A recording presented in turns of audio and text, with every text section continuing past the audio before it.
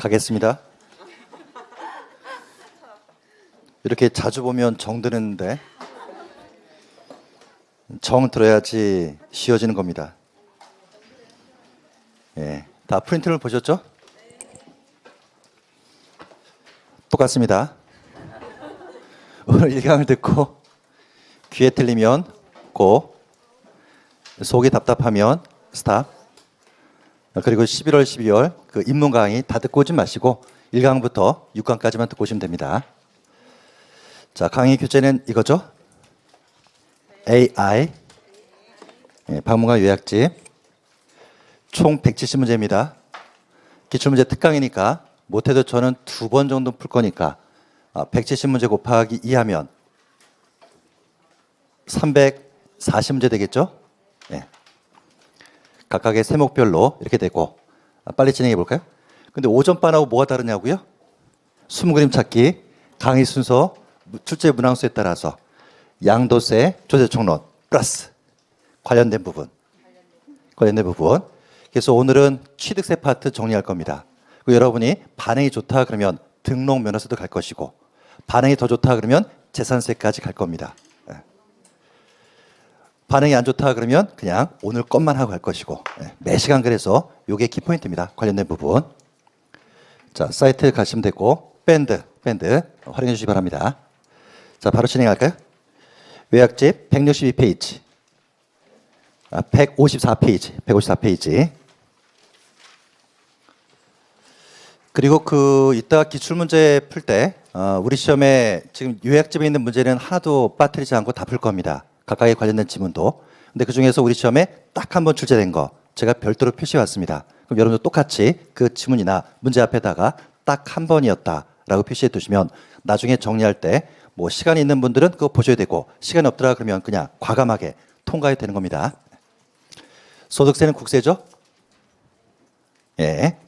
개인이 돈 벌었을 때 내는 세금이 있고 확정이라는 것은 누가 세금 계산하는가? 납세자 본인이. 그때 쓰는 말이 신고, 납세제도. 소득세 그러면 잠자다가도 이 화면 보여야 된다. 1월 1일부터 12월 30일까지가 과세기간.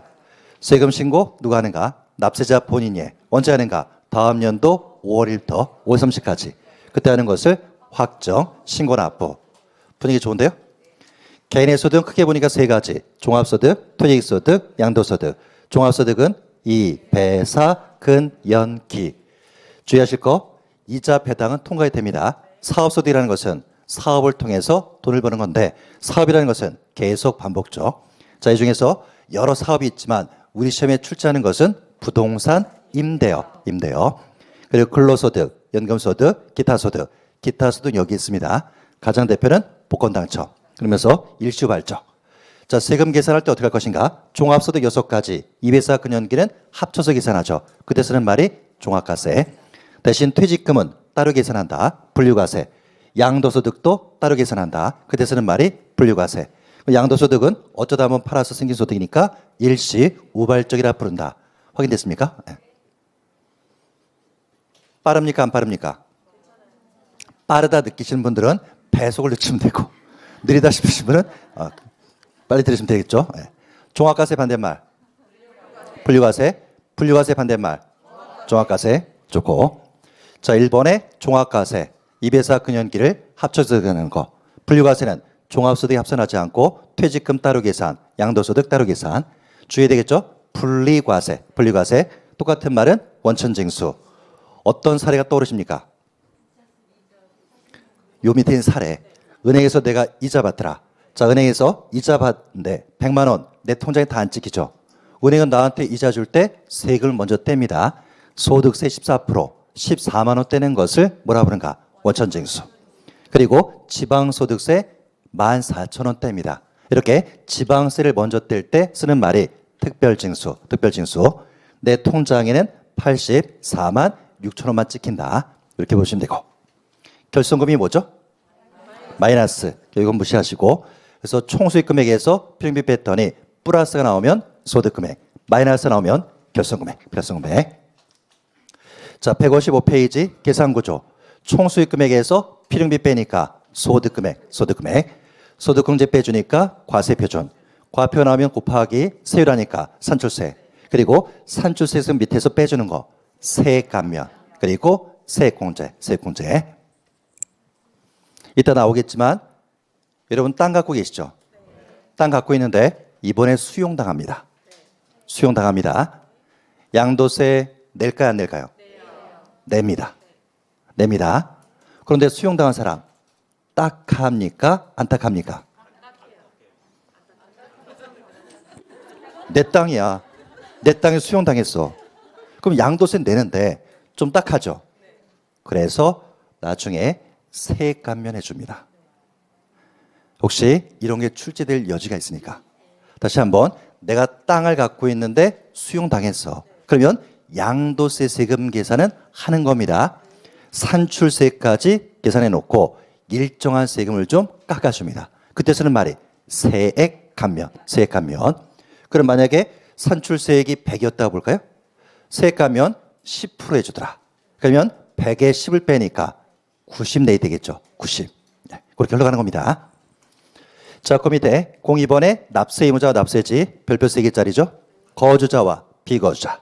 거주자는 국내에 주소를 두거나 1과세기간 중 183일 이상의 거주를 둔 사람. 그렇지 않은 사람을 비거주자.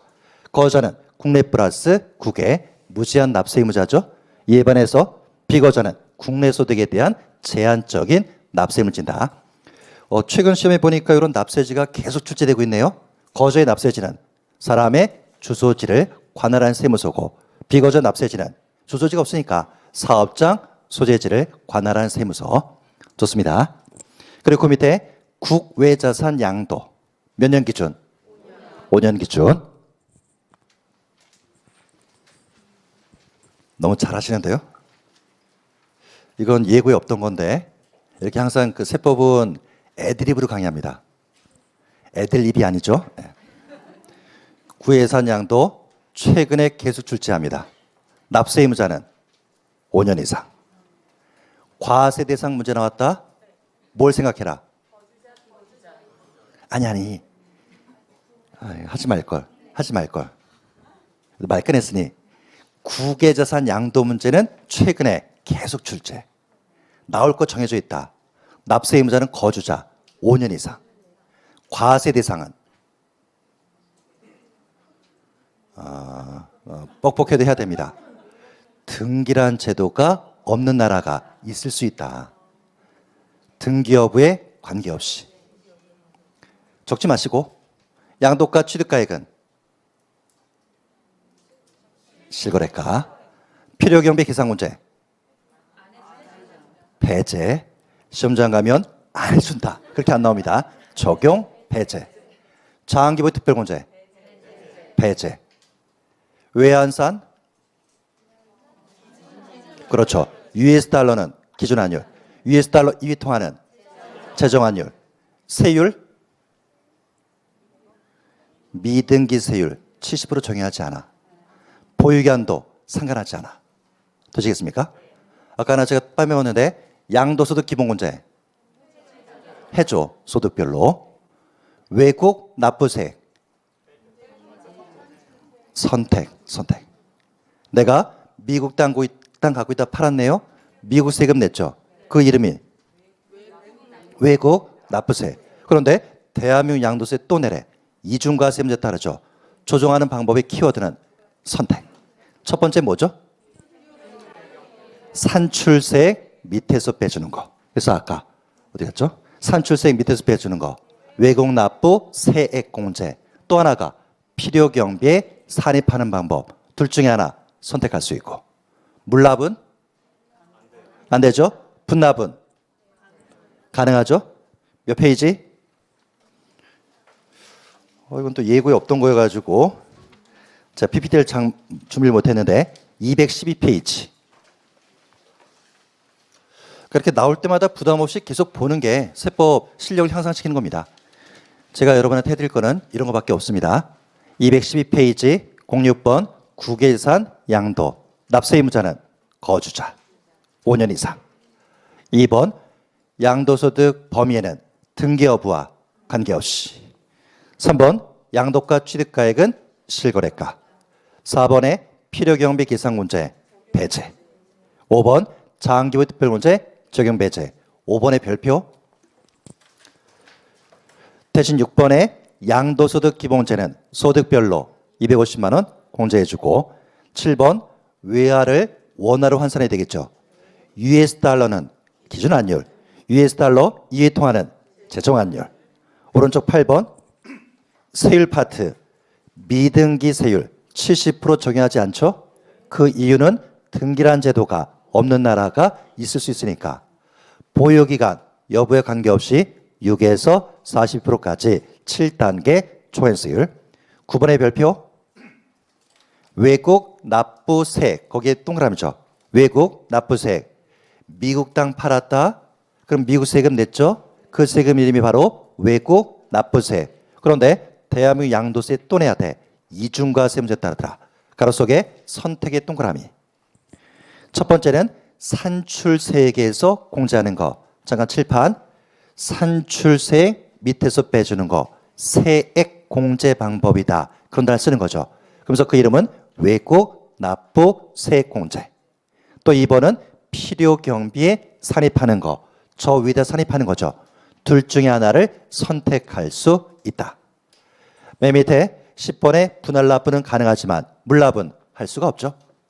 이렇듯이 세법은 앞부분 공부할 때 뒷부분까지 나오니까 항상 연결하면 쉬워진다는 겁니다. 그래서 참고로 그 처음 세법 공부할 때는 좀 막연한 감도 있습니다.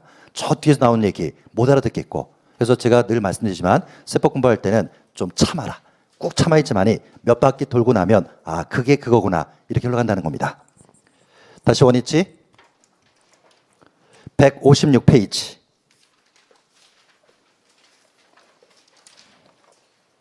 조금 이렇게 하다가 좀 뭐 이상한 거 해도 참으시고. 근데 이상한 게 시험에 안 나오는 거 아닙니다. 나오는 것만 전합니다. 부동산 임대요. 무슨 소득? 사업소득. 종합과세입니까? 종합과세죠. 사업소득은 종합소득이 있으니까 EBS사건 연기를 합쳐서 계산한다. 범위에 미등기 부동산 포함. 2번의 별표죠. 지역권, 지상권 설정 대여는 사업소득. 사업소득. 대신 이 단어 공익사업과 관련된 지역권, 지상권 설정 대여는 제외. 그러니까 이 표현의 방식 어디에서 제외하는 거다? 사업소득에서. 그럼 무슨 소득인가? 기타소득. 기타소득. 자, 2번에 비과세인데 1번에 논밭 임대소득 통과하시고 2번에 별표죠. 주택 임대소득. 시험장 갔다 뭘 주의해라. 주택인지 상가인지. 상가 임대는 무조건 다 과세입니다. 그런데 주택 나왔을 때 요거 꼭 기억해라. 나 주택 하나밖에 없죠. 하나밖에 없는데 그걸 남한테 빌려주고 월세 받으면 월세 금액이 100만 원이든 500만 원이든 1000만 원이든 금액에 상관없이 모두 다 비과세. 대신 요거 뺀 나머지는 이제는 모두 다 과세. 이거 뺀 나머지 뭔가 한 개인데 고가주택이야. 한 개인데 국외소지야. 그리고 2개 이상. 그러면서 임대업 파트에서 고가주택은 과세기한 종료일인 12월 30일 기준으로 9억 초과. 뭘로 따지는가? 기준시가로. 기준시가로. 이에 반해서 양도세 파트에서 고가주택은 양도 당시 실거래가 합계액이 9억을 초과하는 거. 따라서 우리 시험 범위에 고가주택이 나왔더라. 그러면 꼭 판단하셔라. 임대업 파트냐 양도세 파트냐. 임대업 파트는 기준시가로 9억 초과고 양도세 파트에서는 실거래가로 9억 초과. 자, 그러면 주택수 계산해야 되겠죠?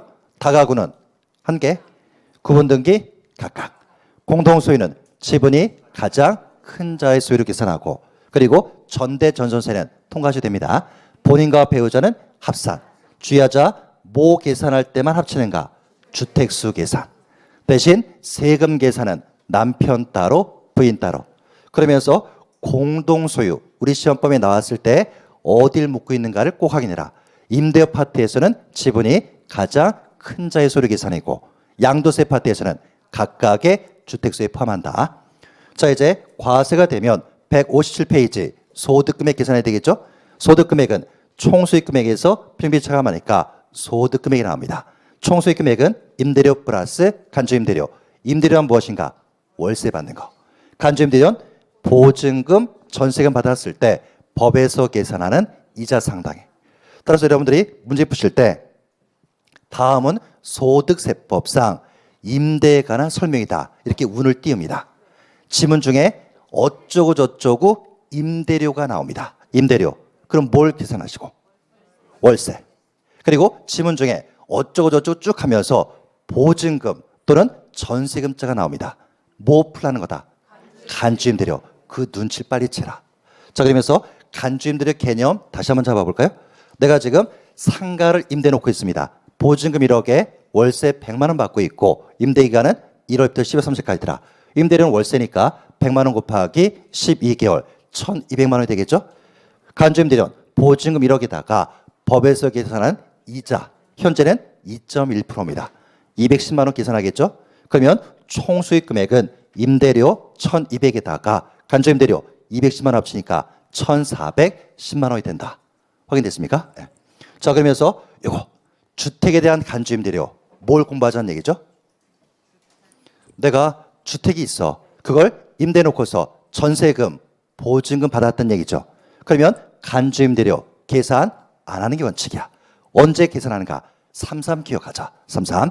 3주택 이상자로서 보증학계가 3억을 초과할 때 그때만 주택에 대해서 간주임대료 계산한다.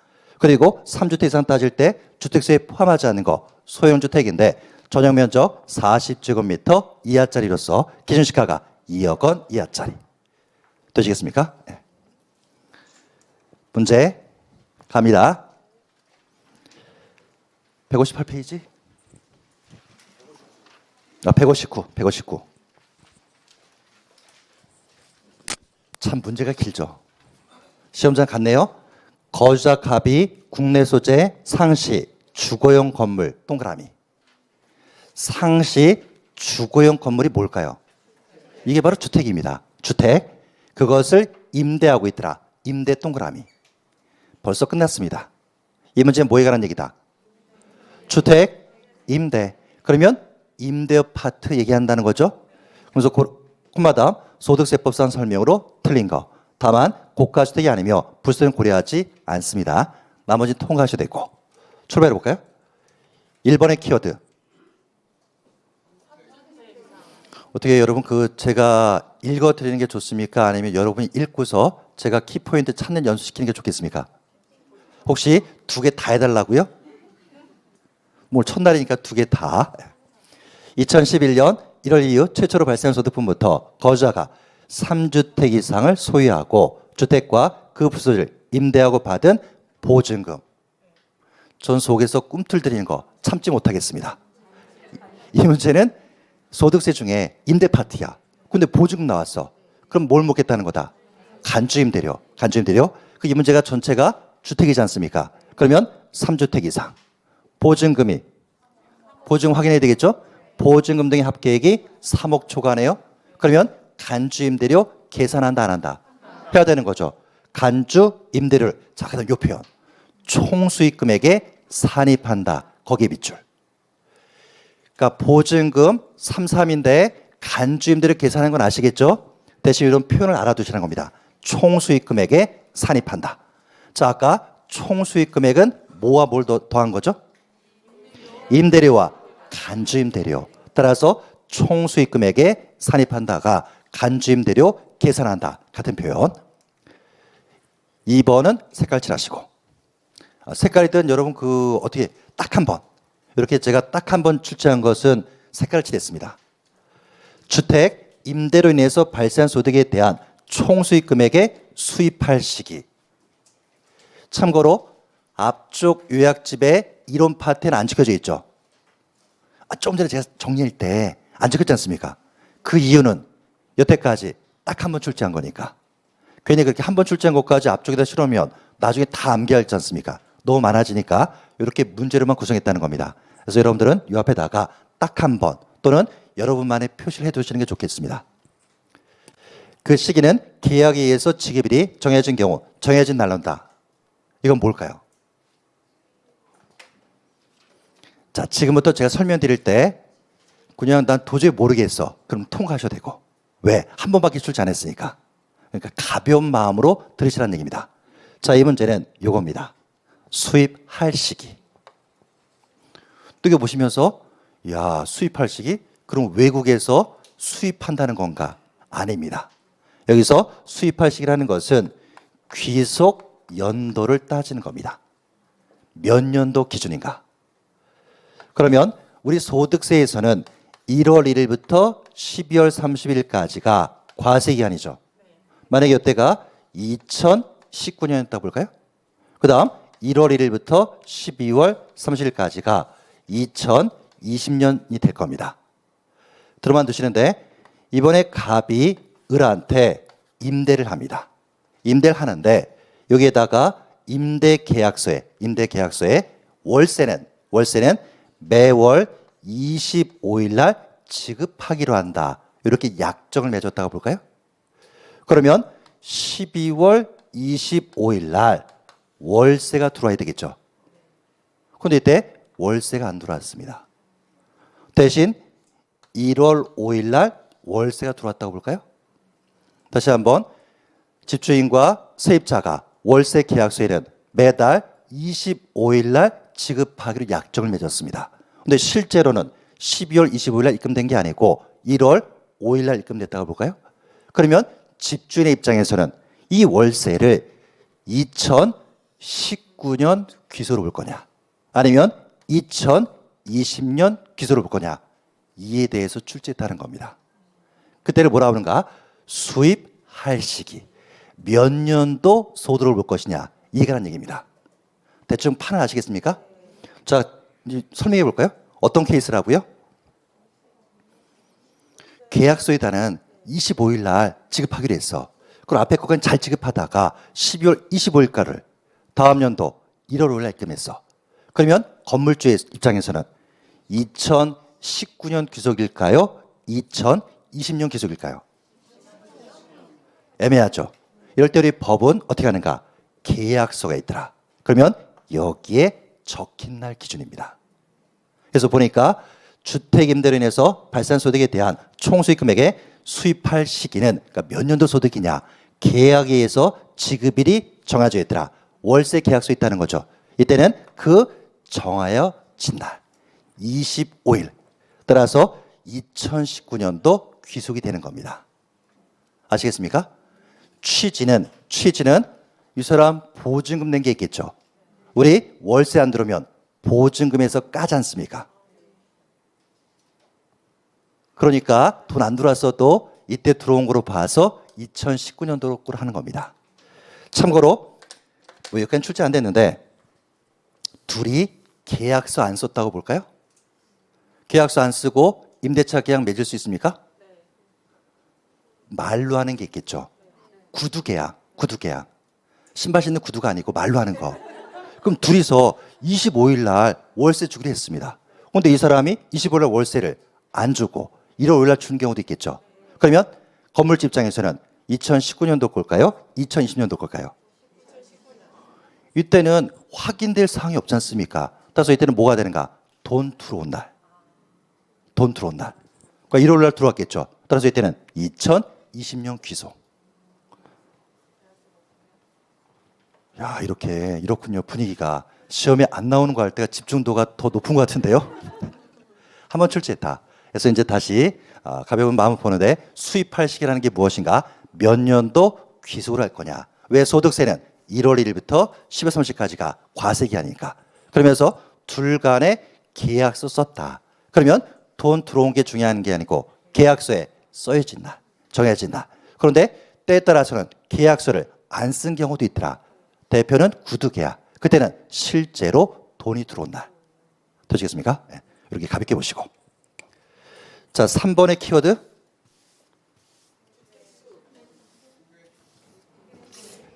국외?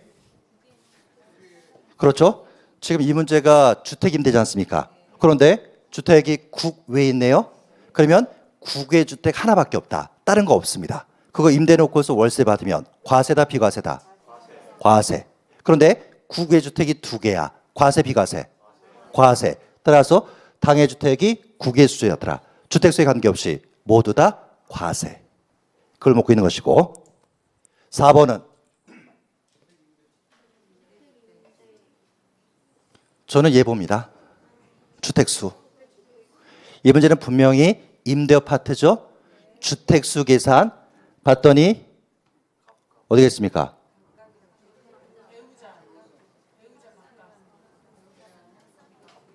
이것을 판단함에 있어서 갑과 그 배우자. 그러니까 갑과 배우자니까 본인과 배우자는 합산. 근데 여기 봤더니 합산하여 주택수 계산한다. 맞죠? 네. 주택수 계산이죠. 오늘 다 암기하고 가볼까요? 주택수 계산 다가구는 한 개. 공동소유. 지분이 가장 큰 자. 네. 이 문제는 지금 임대 아파트. 네. 전대전선세는 출제 안 하고 본인과 배우자는 합산. 좋습니다. 5번. 주택임대, 임대료, 기타 소득입니까? 사업소득. 난이도 상중하, 하. 2번 문제. 소득세법상 거저의 주택임대소득. 벌써 끝났습니다. 저는 주택임대소득 보고 뒤에 안 읽습니다. 그러면서 주택임대소득의 비과세 연습해 볼까요? 비과세 그러면 뭐가 보이시죠? 형광펜. 주택 하나밖에 없어. 금액에 상관없이 다 비과세야. 그거 뺀 나머지는 과세. 총 수익 금액은 임대료 플러스 간주임대료. 임대료는 모두 다 과세. 주택에 대한 간주임대료는 3주택 이상 플러스 보증학계가 3억 초과. 되시죠? 1번. 임대하는 국내 소재 1주택의 비과세율부터 따지네요. 가액은 소득세법상 기준시가 6억을 기준으로 판단한다. 뭘 묻고 있습니까? 고가주택. 그러니까 한 개인데 과세인지 비과세인지 따질 때 고가주택은 과세지 않습니까? 고가주택은 기준시가 9억 기준이죠. 6억이 틀린 얘기고. 2번. 국외 소재. 내가 다른 주택 하나도 없어. 국외 주택 하나 있어. 그거 임대 놓고서 월세 받고 있어. 금액에 상관없이 과세. 비과세는 틀렸네요. 3번은 눈치. 임대 아파트에서 본인 배우자가 나는 것은 주택수 계산을 묻겠다는 겁니다. 그러면 본인과 배우자가 국내 소재액을 각각 소유해내네요. 합산하지 아니하고. 벌써 틀렸죠. 주택수 계산할 땐 합산. 4번은 국내 소재 3주택을 소유한 자가 받은 주택임대 보증금. 보증금 나왔다. 뭘 묻겠다는 거다?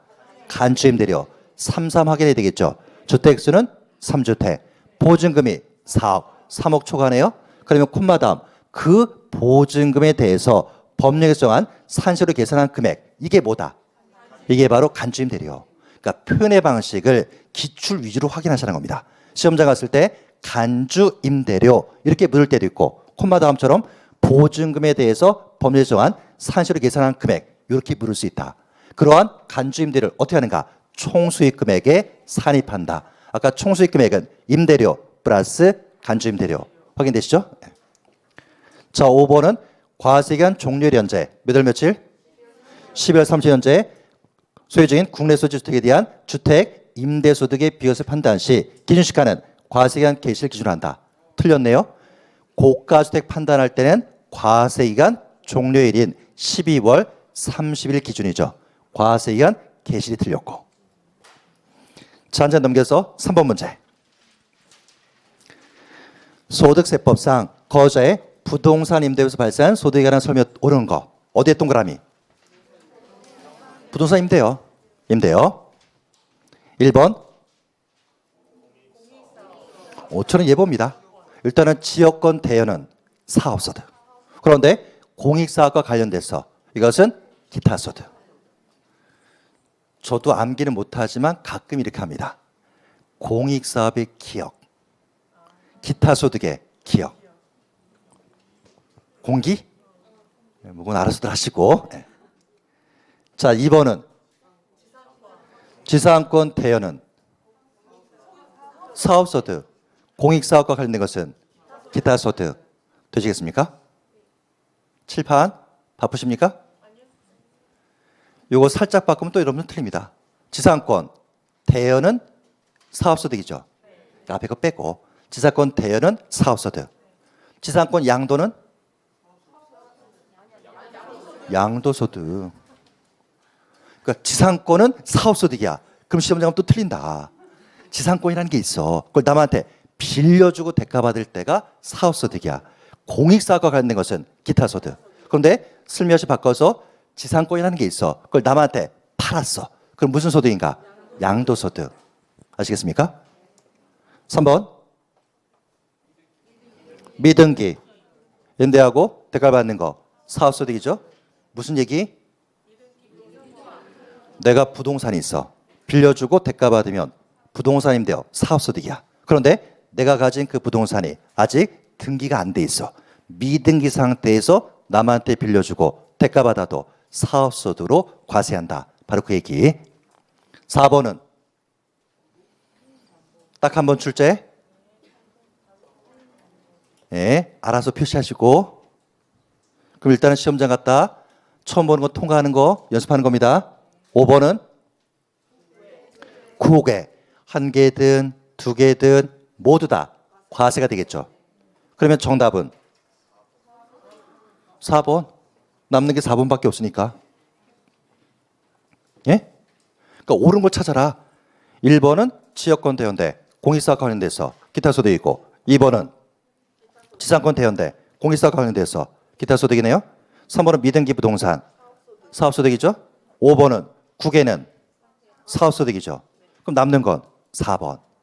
답 맞추는데 아무 문제가 없다. 자, 그러면서 한 문제 이렇게 지문 출제됐었는데 부연 설명 드릴까요? 네. 요거를 갖고서 왼쪽에다가 필기해 두시는 게 좋습니다. 갑이 있네요. 갑이 은행을 찾아갑니다. 은행에 왜 갔을까요? 돈 빌리러. 은행에서 얘기합니다. 담보 제공하라고. 갑은 은행에 돈 꾸면서 담보를 제공해야 되는데 담보 제공할 물건이 없습니다. 그래서 자기의 절친인 을을 찾아갔습니다. 절친한테 얘기합니다. 나 은행에서 돈 구해야 되는데 담보 제공이래. 나 없어. 근데 당신한테 보니까 건물 좋은 게 있더라. 이 건물을 은행에다가 담보 제공하고 나 돈 좀 꼬올게. 이렇게 얘기합니다. 뭐라고 얘기했다고요? 저 을한테 나 돈 꼬을 때 당신 소유의 건물을 좀 담보로 제공해달라. 이렇게 부탁한 거죠. 둘은 절친입니다. 여러분이 만약에 을이더라. 그러면 담보 제공 해주실 겁니까? 안 해줄 겁니까? 안 해준다고요? 그럼 진도를 못 나갑니다. 진도 관계상 그래 우린 친구니까 내가 담보 제공해 줄게 이렇게 했습니다. 담보 제공했다는 거죠. 그러니까 갑이 얘기합니다. 나중에 을한테 친구한테 친구야 고마워. 나 돈 꼬게 해줘서. 그래서 갑이 을한테 조금의 고마움의 표시로 돈을 줬다고 볼까요? 돈 줬다는 얘기입니다. 그럼 을의 입장에서는 돈 받았죠. 소득세 내야 됩니다. 무슨 소득세인가? 임대요. 그에 대한 법조문. 예, 그 얘기입니다. 을이 자기 소유, 을 소유의 부동산을 타인은 누구다? 갑. 파악 잘해라. 자기 소유, 을 소유의 부동산을 타인, 갑의 담보로 사용하게 하고 사용대가를 받았더라. 이것은 자기 부동산 빌려주고 대가 받은 거나 똑같으니까 무슨 소득인가? 사업소득.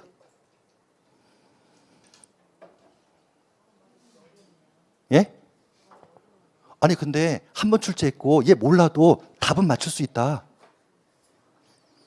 근데 이런 거 요약집 앞쪽에 이런 파트에 안 실어놨다. 왜냐고요? 한 번 출제했으니까. 그러니까 이런 표시를 좀 알아서 해두시라는 겁니다. 한 번 출제한 거. 그러면서 이 사례를 바탕으로 매년 출제하는 등록면허세 연결해 드리겠습니다. 등록면허세. 아직 펼치기 전에 은행은 갑에게 돈 꿔주죠? 뭘 담보로 해서? 을의 건물에다가. 그러면 은행은 저당권 설정하는 거 아시겠습니까? 어디에다 저당권 설정하죠? 우리 건물에다가 저당권 설정하더라. 이거는 그래도 잘 하시는데요. 준비하시고 저당권 설정하면 등록면허세 내야 됩니까? 말아야 됩니까? 내야 된다. 왜요? 항상 우리 시험에서 등록면허세 내는가 안 내는가는 등기등본에 적히면 되는 것이고 안 적히면 낼 필요가 없어. 왜? 등기소에서 적어주는 서비스 받는 대가니까. 그럼 판단 기준 저당권은 등기부분에 적히죠? 등록면허세 내는 건 아시겠죠? 준비하시고 납세 의무자는 누구다? 은행. 여러분이 맞추니까 제가 놀랍지 않습니까? 은행. 은행은 등기소부터 간다? 구청부터 간다? 구청에 가서 등록면허세를 신고하고 납부하는 거죠? 과세표준 뭘로 하고? 여기서 멈춰야 되는데. 그러니까 저당권 설정할 때 과세표준은 채권 금액, 세율은 0.2%. 숫자 기억 못했다고 저는 탓하지 않습니다. 그래서 채권 금액에다가 0.2% 계산해서 구청에다 신고하고 그러면 납부서 받죠? 은행에다가 돈 내고 영수증 받아서 등기소에 가서 등기 신청합니다. 되시겠습니까? 나중에 갑은 빌린 돈을 상환합니다. 저당권 없애는 말소등기 되겠죠. 말소등기 등록면허세 냅니까? 내죠. 왜 내는가? 이렇게 실선으로 빨간색 그니까. 준비하시고 저당권 말소등기 등록면허세 냅니다. 납세 의무자는 누가 된다? 예? 틀 때 틀리더라도 을. 왜? 저당권 없어지면 누구에 권리가 정해졌죠? 을. 과세 표준 얼마다? 한 건 세율은 6,000원. 건당 6,000원. 되시겠습니까? 누가 납세 의무자라고요? 을. 구청 가서 신고하고 은행 가서 납부했고 세금 낸 영수증 첨부해서 등기소에 가서 말소등기 신청하는 거다. 되시겠습니까? 한 큐에 연결하자. 한 큐 연결. 잠깐 다녀와야 되겠죠? 분명히 제가 예고 말씀드렸습니다. 못 들으시다가 들리면 듣고 속이 답답하다. 꼭 참으시고 91페이지 91페이지 맨 위 01번 등록면허세 납세 의무자 별표 3개. 그 밑에 사례 갑이 은행을 가네요. 자기 땅을 담보로 5억을 꺼오는 거죠. 은행은 갑에게 5억을 꺼주면서 갑 토지에다가 저당권 설정합니다. 자, 그러면 등록면허세 내야 되는 거죠. 왜? 저당권은 등기등본에 적히니까. 자, 이 경우 납세 의무자는 누가 되는가? 은행. 은행 밑에 보니까 등기 권리자로 되어 있죠. 등기 권리자는 등기를 함으로써 등기부상에서 권리가 증가되는 사람. 이 사람 등기소 가기 전에 구청부터 가는 겁니다. 등록면허세를 신고하고 납부하러. 그러면 신고서 작성할 때 과세표준은 좀 이따 보겠지만 채권 금액을 적습니다. 세율은 0.2% 내는 겁니다. 따라서 등록면허세는 언제까지 신고 납부다? 등기소 가기 전까지 내야 되니까 등기 등록 하기 전까지 신고 납부. 되시겠죠? 자, 그리고 나중에 갑이 5억 원을 상환해 볼까요? 저당권 없애는 말소등기 되겠죠. 말소등기 실선 긋는 거 표시되네요. 등록면허세 내는 겁니다. 납세 의무자는 누가 되는가? 그때는 갑이 돼야 되겠죠. 갑이 등기 권리가 되니까. 그럼 갑은 역시 등기소 가기 전에 어디로 가야 되는가? 구청에 신고하고 납부하러. 과세 표준은 한 건당 세율은 6,000원. 건당 6,000원. 확인되십니까? 그래서 한 두 장 넘기면 94페이지. 94페이지에 맨 위에 3번 등록면허세 세율이 나오네요. 1번에 부동산 등기, 그중에 동그라미 3번 나올 때마다 확인하자. 소유권 외 물건과 임차권의 설정 및 등기인데 그중에 지상권 밑에 저당권 동그라미. 저당권 설정했을 때 과세 표준은 뭘로 한다고요? 채권 금액. 세율은 1000분의 2. 1000분의 2는 0.2%. 그리고 쭉 내려와서 표에서 동그라미 6번. 그 밖에 등기, 말소 등기의 동그라미. 말소 등기는 건당 6,000원.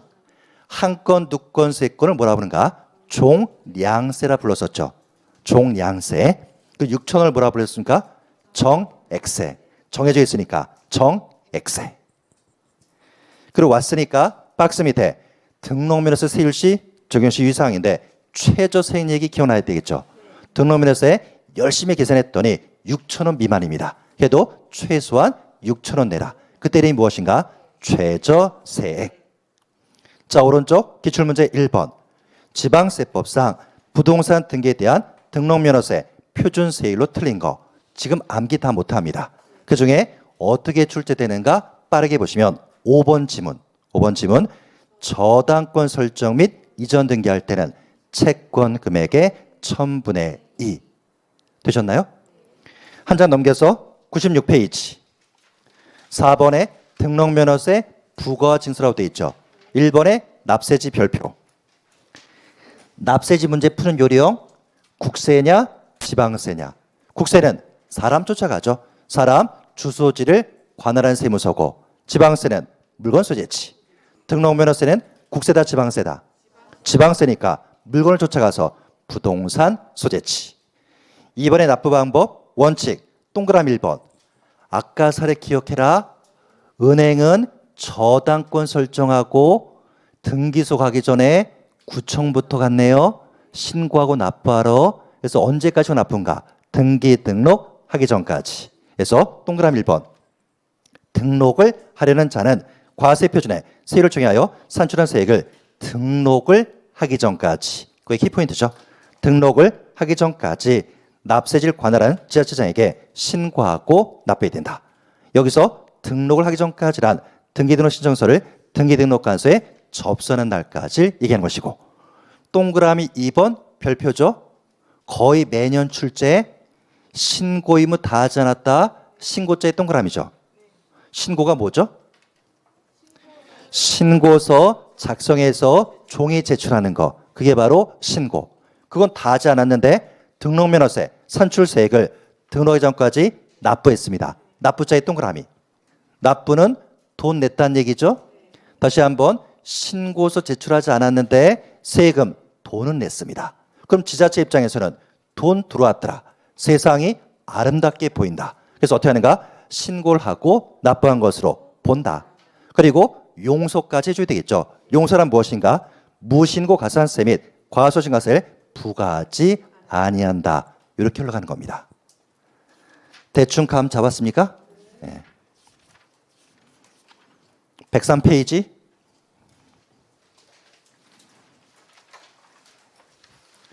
103페이지 7번 문제. 어디에 동그라미? 등록면허세 종합문제.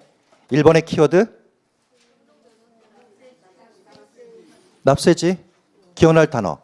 등록면허세는 지방세야. 사람이 아닌 물건 쫓아야 되겠죠. 부동산 소재지고. 2번 등록을 하려는 자가 법정 신고기한까지 등록면허세 산출세액을. 자, 출발합니다. 신고하지 않았는데 등록 전까지 산출세액을 납부했네요. 기억날 단어? 용서. 용서가 뭐다? 가산세는 부과하지 아니한다. 되시겠습니까? 왼쪽 6번 문제 도전합니다. 102페이지 6번 문제.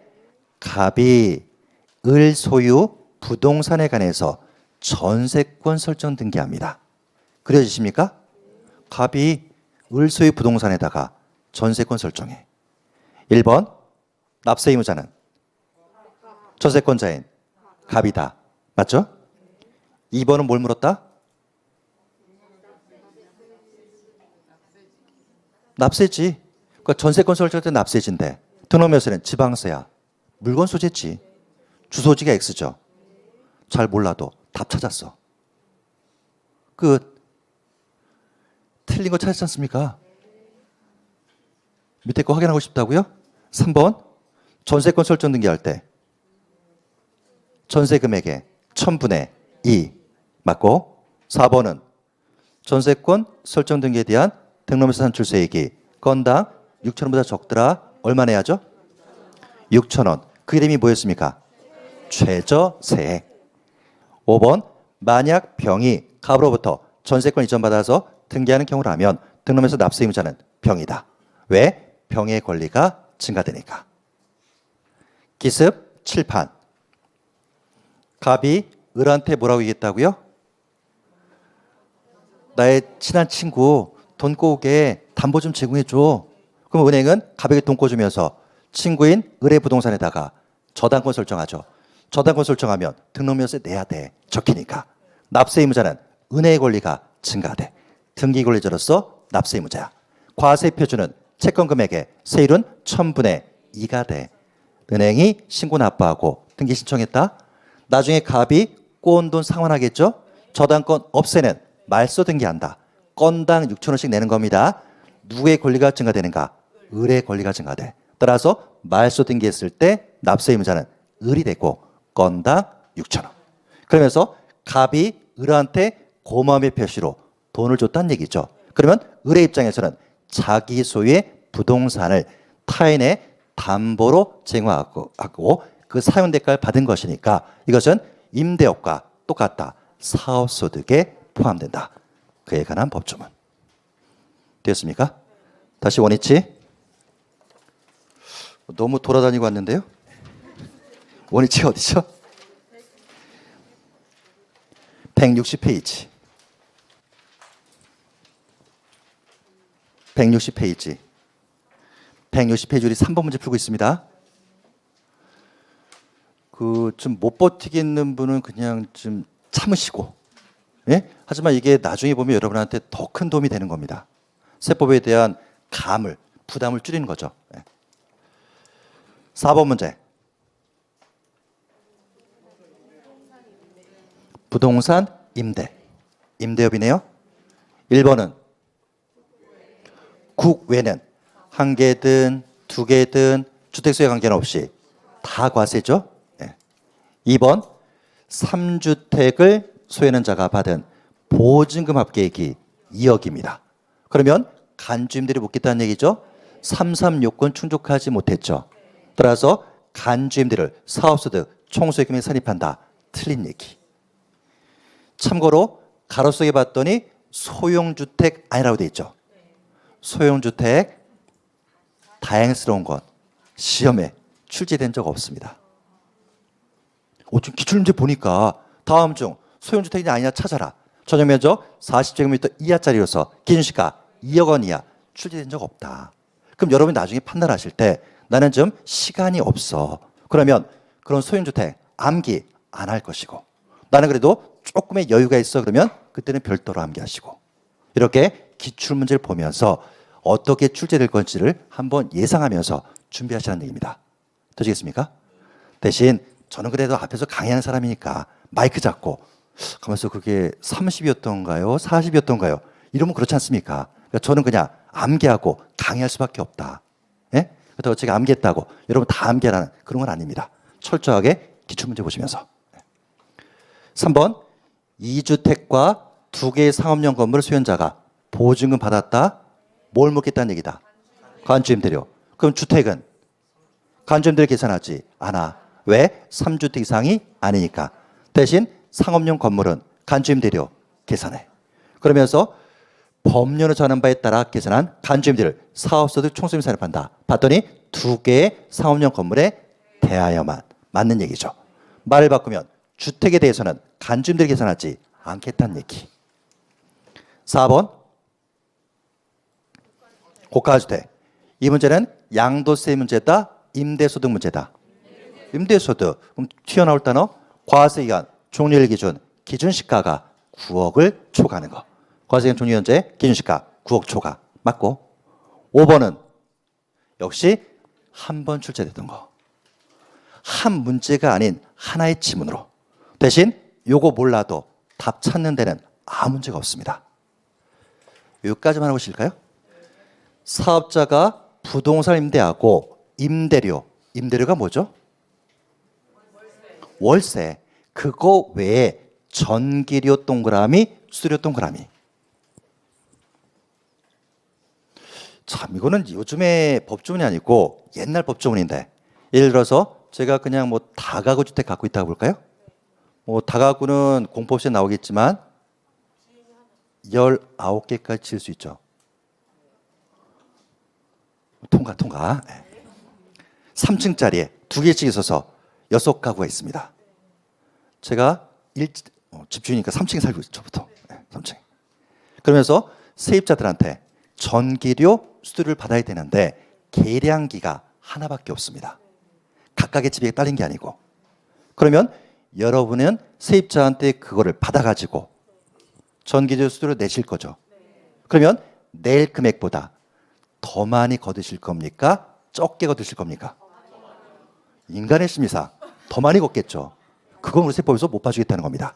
그러면 집주인이 세입자들한테 전기료, 수요금 받았는데 납부하는 금액보다 더 많이 받았더라. 그 금액은 월세로 취급하겠다는 얘기입니다. 월세로. 그에 대한 법조문. 자, 볼까요? 사업자가 부동산 임대하고 임대료, 월세 외에 전기료, 수도료 등 공공요금의 명목으로 지급받은 금액이 공공요금의 납부액을 초과합니다. 더 많이 걷었다는 얘기죠.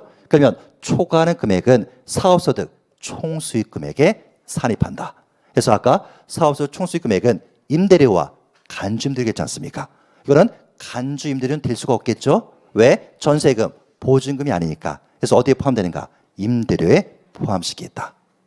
그러면서 이 법조문은 만약에 올해 시험에 출제되었더라, 토시 하나 바꾸면 안 됩니다. 바꿨더라 그러면 또 다른 얘기들이 있습니다. 그러다 보니까 혹시나 출제자가 출제했을 때는 똑같지만 출제하는 겁니다. 감 아시겠습니까? 네. 그러면 임대료 파트에서 저는 어떻게 보는가? 눈치껏 전기료, 수수료 나왔어. 아, 그럼 그 얘기 초과해서 받았다는 얘기구나. 초과하는 금액은 사업소득의 총수익 금액에 산입해 추가로 받은 월세로 보겠다는 얘기구나. 그렇게 끝내시라는 얘기입니다. 되시겠습니까? 네. 자, 5번부터는 잠깐 쉬었다 할까요? 네.